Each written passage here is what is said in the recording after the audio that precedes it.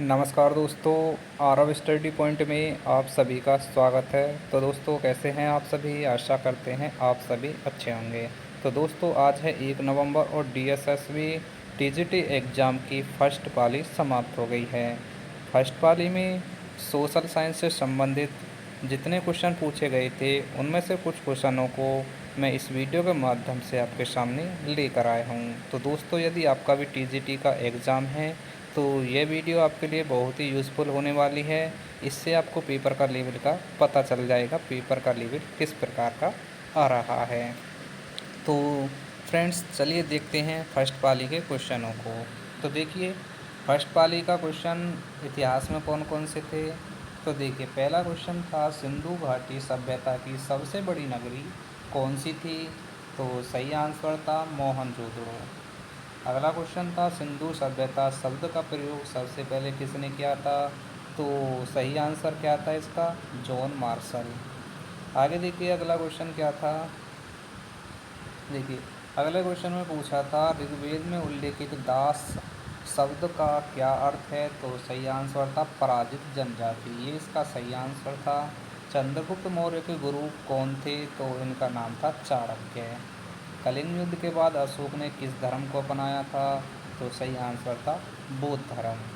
Friends video में आगे बढ़ने से पहले आपसे रिक्वेस्ट है, अगर आप चैनल पर पहली बार आए हैं तो चैनल को सब्सक्राइब कर लीजिए। अगर आपका भी टीजीटी का एग्ज़ाम है तो आपको बता दें इस चैनल पर डेली आपको टीजीटी सोशल साइंस से संबंधित एग्ज़ाम का रिव्यू देखने को मिलता रहेगा। जितने भी देखिए सोशल साइंस में आपको कम से कम 100 क्वेश्चनों में से 100 के 100 क्वेश्चन अगर आपको मिल जाते हैं तो 100 के 100 क्वेश्चनों का रिव्यू कराएंगे, और 100 से अगर कम है तो उन क्वेश्चनों का भी रिव्यू हम आपको करा देंगे। ठीक है, सेक्शन बी में सोशल साइंस से संबंधित आपके 100 क्वेश्चन पूछे जाएंगे। ठीक है, देखिए आगे क्वेश्चन क्या था। इल्तुतमिश को दिल्ली सल्तनत का वास्तविक संस्थापक क्यों कहा जाता है। तो सही आंसर था उसने प्रशासनिक ढांचा मजबूत किया। ठीक है, आगे देखिए अलाउद्दीन खिलजी ने किस उद्देश्य से मंडी प्रणाली लागू की थी। तो सही आंसर था वस्तु की कीमत नियंत्रण हेतु। विजयनगर साम्राज्य की स्थापना किसने की। तो सही आंसर था हरि और बुक्का। ठीक है, देखिए अगला क्वेश्चन था अकबर ने दीन ए इलाही धर्म की स्थापना कब की। तो सही आंसर था 1582 में। और फ्रेंड्स आपको पता होगा हर सेक्शन में इतिहास भूगोल साइंस से संबंधित क्वेश्चनों में हर विषय में से 20 से 25 क्वेश्चन पूछे जा रहे थे। ठीक है, देखिए हम हिंदुस्तान में रहते हैं मगर हमारे दिल अरब में हैं, यह कथन किसका है। तो सही आंसर था इसका सैयद अहमद खान। आगे देखिए राजनीति के कुछ क्वेश्चन देख लीजिए क्या थे। भारत का संविधान कब लागू हुआ। तो सभी को पता होगा 26 जनवरी 1950 को। आगे देखिए अगला क्वेश्चन संविधान सभा के स्थायी अध्यक्ष कौन थे। तो स्थायी अध्यक्ष थे डॉक्टर राजेंद्र प्रसाद। और देखिए फ्रेंड्स अगर आपसे स्थायी अध्यक्ष के बारे में पूछा है तो डॉक्टर राजेंद्र प्रसाद हैं। हो सकता है अगली शिफ्ट में आपसे अस्थायी अध्यक्ष के बारे में पूछ ले तो आपको बता दें अस्थायी अध्यक्ष थे डॉक्टर सच्चिदानंद सिन्हा। ठीक है, देखिए अगला क्वेश्चन देखिए भारत का संविधान किस देश के संविधान से लिया गया है। तो सही आंसर क्या था इसका, ब्रिटेन। भारतीय संविधान में ये जो संसद प्रणाली है ये ली गई है ब्रिटेन से। आगे देखिए अगला क्वेश्चन था राष्ट्रपति अपने इस्तीफे किसे देते हैं। तो ये इस्तीफा देते हैं उपराष्ट्रपति को। अनुच्छेद 32 किस नाम से जाना जाता है। तो इसे जानते हैं संवैधानिक उपचार का अधिकार से। ठीक है, देखिए आगे क्वेश्चन देखिए क्या था।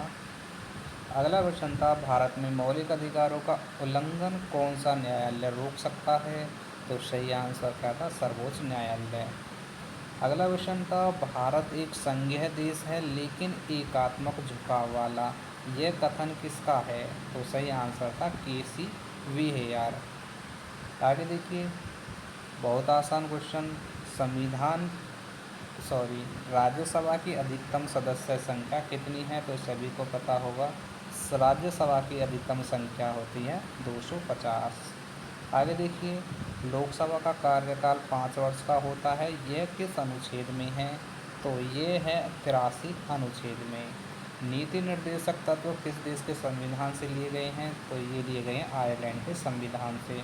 और फ्रेंड्स, ये क्वेश्चन परीक्षा की दृष्टि से बहुत इम्पोर्टेंट होता है, और देख लेना, ये क्वेश्चन आपके लगभग हर शिफ्ट में ये क्वेश्चन देखने को मिल सकता है। ठीक है, देखिए भूगोल से भी क्वेश्चन कौन कौन से थे। पृथ्वी की त्रिज्या कितनी है? तो ये है 6371 किलोमीटर। विश्व का सबसे बड़ा रेगिस्तान कौन सा है? तो ये है सहारा रेगिस्तान। ठीक है, आगे चलिए। अगला क्वेश्चन था, गंगा नदी का उद्गम स्थल कहाँ है? तो ये है गंगोत्री ग्लेशियर में। भारत का सबसे ऊंचा पठार कौन सा है? तो देखिए इसका सही आंसर था दक्कन का पठार। ठीक है, आगे देखिए क्वेश्चन क्या था, भारत का सबसे अधिक वर्षा वाला स्थान कौन सा है? तो ये है मानसीराम, जो कि मेघालय के अंतर्गत आता है। कर्क रेखा भारत के कितने राज्यों से होकर गुजरती है? तो ये गुजरती है 8 राज्यों से। हिमालय की सबसे ऊंची चोटी कौन सी है? सभी को पता होगा, माउंट एवरेस्ट, ये हिमालय की सबसे ऊंची चोटी है। देखिए, पृथ्वी पर ऋतु परिवर्तन किस कारण होता है? तो ये परिवर्तन होता है पृथ्वी की झुकाव और परिक्रमण के कारण। ब्लैक कॉटन सॉइल को भारत में क्या कहते हैं? तो इसे कहते हैं रेगुर मिट्टी। ठीक है, आगे देखिए, भारत का सबसे बड़ा द्वीप कौन सा है? तो ये है मैन निकोबार। ठीक है, ग्रेट। आगे देखिए, अब देखिए क्वेश्चन आपके अर्थशास्त्र के कौन कौन से क्वेश्चन थे। तो देखिए पहला क्वेश्चन क्या था इसका, भारत की पहली पंचवर्षीय योजना का मुख्य उद्देश्य क्या था? तो सही आंसर था कृषि विकास। भारतीय रिजर्व बैंक की स्थापना कब हुई थी? तो ये हुई थी 1935 में। देखिए ये भारतीय रिजर्व बैंक से क्वेश्चन आपका जूनियर असिस्टेंट एफडीसी के एग्ज़ाम की बहुत पारियों में पूछा गया था, और आज ये टीजीटी की परीक्षा में भी पूछ लिया गया है। ठीक है, देखिए अगला क्वेश्चन, जीएसटी भारत में कब लागू हुआ था? तो ये लागू हुआ था 1 जुलाई 2017 से। योजना आयोग का गठन किस वर्ष हुआ था? तो ये हुआ था 1950 में। हरित क्रांति का संबंध किससे है? तो सही आंसर था कृषि उत्पादन से। ठीक है, आगे बढ़िए। अगला क्वेश्चन देखिए, मुद्रास्फीति का अर्थ क्या है? तो ये है कीमतों में लगातार वृद्धि। भारत में सार्वजनिक क्षेत्र की सबसे बड़ी बैंक कौन सी है? तो सभी को पता होना चाहिए, ये है भारतीय स्टेट बैंक। ठीक है, कमेंट बॉक्स में आपको बताना है भारतीय स्टेट बैंक की स्थापना कब हुई थी।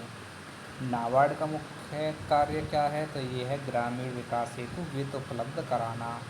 मेक इन इंडिया अभियान कब शुरू हुआ था? तो ये शुरू हुआ था 2014 में। देखिए क्वेश्चन नंबर 40 में क्या था, भारत का प्रथम आर्थिक जनगणना वर्ष कौन सा है? तो ये है 1977। आगे देखिए, समसामयिक अध्ययन, भारत की जनगणना कितने वर्ष में एक बार होती है? तो ये होती है 10 वर्ष में एक बार। भारत की सबसे जनसंख्या घनत्व राज्य कौन सा है? तो ये है बिहार।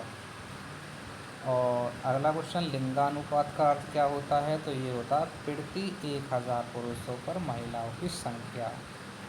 आगे देखिए क्वेश्चन नंबर 44 क्या था, भारत में शिक्षा का अधिकार कब लागू हुआ? तो ये लागू हुआ था 1 अप्रैल 2010 से। फ्रेंड्स, अगर आपका सेकेंड पाली में भी का पेपर है तो इस वीडियो को अवश्य देख कर जाइए। हो सकता है इस वीडियो में से आपको ज़्यादा से ज़्यादा क्वेश्चन देखने को मिल जाएं। ठीक है, देखिए संयुक्त राष्ट्र की स्थापना कब हुई? तो ये हुई थी 24 अक्टूबर 1945 को। मानवाधिकार दिवस कब मनाया जाता है? 10 दिसंबर को। अगला क्वेश्चन था, विश्व बैंक का मुख्यालय कहाँ पर है? तो ये है वॉशिंगटन डीसी में। और डब्ल्यूएचओ का मुख्यालय कहाँ स्थित है? तो ये है जेनेवा में। ब्रिक्स समूह में कितने देश शामिल हैं? तो इसमें शामिल देशों की संख्या है 5। अगले क्वेश्चन देखिए क्या था, जलवायु परिवर्तन पर पेरिस समझौता कब हुआ? तो ये हुआ था 2015 में। भारतीय संस्कृति और आंदोलन के क्वेश्चन देख लीजिए क्या थे। स्वामी विवेकानंद ने शिकागो भाषण कब दिया? तो ये दिया था 1993 में। भारत छोड़ो आंदोलन कब प्रारंभ हुआ? तो ये प्रारंभ हुआ था 8 अगस्त 1942 को। और ये क्वेश्चन आपका 52 नंबर का क्वेश्चन, ये टीजीटी इसमें आपका एलडीसी में और असिस्टेंट एलडीसी असिस्टेंट स्टेनोग्राफर की हर पाली में ये क्वेश्चन आया हुआ था। और देखिए आज ये आपका टीजीटी के परीक्षा में पूछ लिया है। ठीक है, दांडी यात्रा किसने और कब आरंभ की थी? महात्मा गांधी जी ने आरंभ की थी 1930 में। वंदे मातरम गीत किसने लिखा? बंकिम चंद्र चट्टोपाध्याय ने। गांधी जी ने हरिजन पत्रिका की शुरुआत कब की थी? तो ये शुरुआत की थी 1932 को। आगे देखिए, रविंद्रनाथ टैगोर को नोबेल पुरस्कार किस वर्ष मिला? तो ये मिला था 1913 में। और किसके लिए मिला था? ये गीतांजलि के लिए। ठीक है, सभी को पता होना चाहिए, रविंद्रनाथ टैगोर को 1913 में ये पुरस्कार मिला था। ये मिला था गीतांजलि के लिए। ठीक है, आगे देखिए, नमक सत्याग्रह किस उद्देश्य से किया गया था? तो नमक कर के विरोध में ये सत्याग्रह किया गया था। और भारतीय राष्ट्रीय कांग्रेस की स्थापना किसने की? 1885 में ए.यू. हयूम ने। ठीक है, देखिए यहाँ पे थोड़ा सा लिखने में मिस्टेक हो गया। यहाँ पे था ये स्वराज मेरा जन्म सिद्ध अधिकार है, किसका नारा था? तो ये नारा था बाल गंगाधर तिलक का। आगे देखिए, सुभाष चंद्र बोस ने आज़ाद हिंद फौज की स्थापना कहाँ पर की थी? सिंगापुर में। और थोड़ी देर पहले देखिए, ये क्वेश्चन 2 बार रिपीट कर लिया, कब की थी? अभी अब मैंने बताया था 83 में। ठीक है, आधुनिक भारत और स्वशासन, इसमें देखिए ये आपके हिस्ट्री के कुछ क्वेश्चन। भारत के प्रथम गवर्नर जनरल कौन थे? Lord William Bentinck. स्थायी बंदोबस्त किसने लागू किया था? लॉर्ड कॉर्नवालिस ने। ठीक है, 1857 की क्रांति की शुरुआत कहाँ से हुई थी? मेरठ से। झांसी की रानी लक्ष्मीबाई कहाँ शहीद हुई थी? ग्वालियर। ठीक है, और भारतीय राष्ट्रीय कांग्रेस के पहले अध्यक्ष कौन थे? डब्ल्यू.सी. बनर्जी।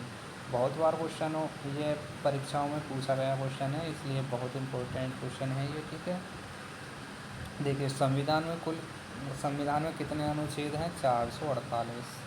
भारत का सर्वोच्च न्यायालय कहाँ पर स्थित है? नई दिल्ली में। और राज्यपाल की नियुक्ति कौन करता है? राष्ट्रपति। ठीक है, देखिए, लोकसभा में कुल सीटों की संख्या कितनी है? 545। और इसमें राज्यसभा से भी क्वेश्चन पूछा गया था, उसकी कितनी थी? 250।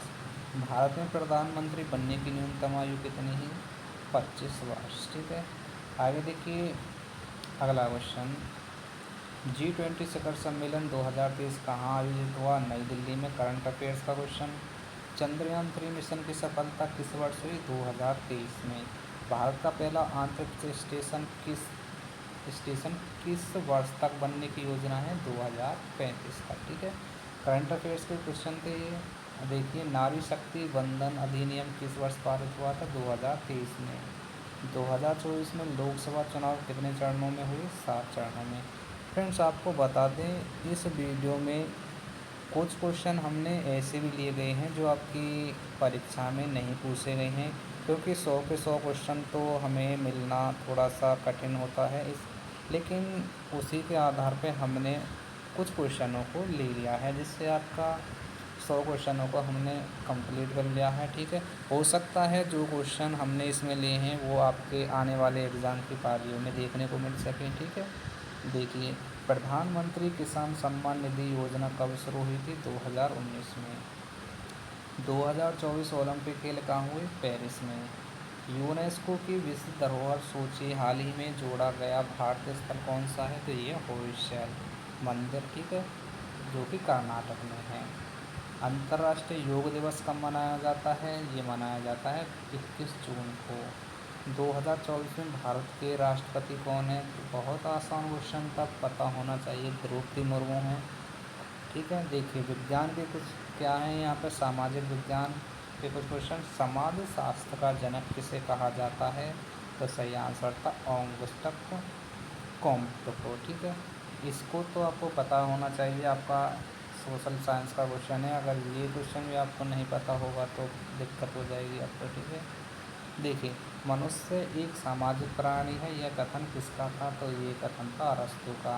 लैंगिक समानता का लक्ष्य संयुक्त राष्ट्र के किस एसडीजी में है? तो ये है एसडीजी 5 में। गरीबी रेखा का निर्धारण किस आधार पर किया जाता है? तो न्यूनतम उपभोग व्यय के आधार पर।